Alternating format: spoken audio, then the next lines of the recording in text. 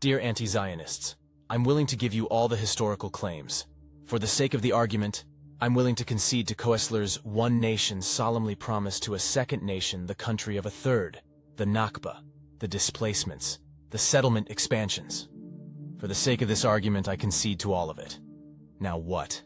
It's 2024, and Israel has been in existence for almost 76 years. What will happen if you get your from the river to the sea wish fulfilled? Let's have a look, shall we? Today, Israel is, whether you like it or not, the only actual democracy in the Middle East. Almost 11 million people live there, 2 million of whom are Arabs. They have their own parties in the Knesset. They are represented in the Supreme Court. An Arab judge, George Kara, even sentenced the former Israeli President Moshe Katsav to prison.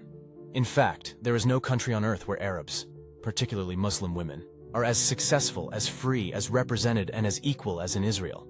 They have their own businesses, they thrive in academia, they are free to vote, run for election, and hold public offices. What will happen to them? Today, Israel is a beacon of innovation, progress, and creativity.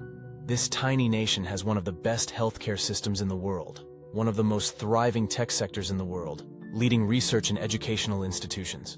It has given the world the USB flash drive, drip irrigation, which revolutionized agriculture by enabling efficient water use in arid regions, the pill cam, a swallowable camera for non-invasive gastrointestinal diagnoses, the ReWalk, a wearable robotic exoskeleton that enables individuals with spinal cord injuries to walk again, and the Mobile Eye, an advanced driver assistance systems that enhance road safety.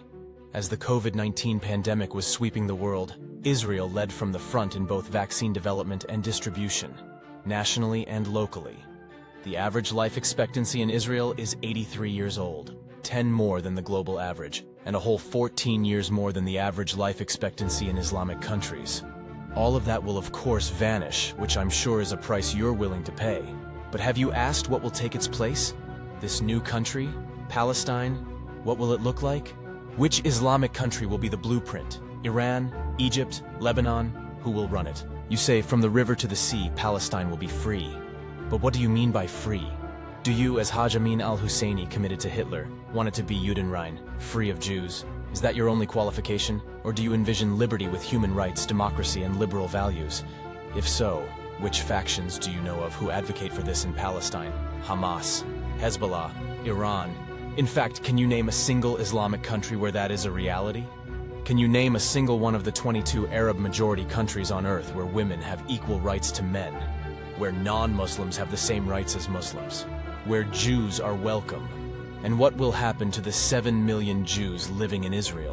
In 1939, the MS St. Louis carried almost 1,000 Jewish refugees fleeing Nazi Germany. The ship sought to dock in Cuba, the United States, and Canada, but was denied entry everywhere.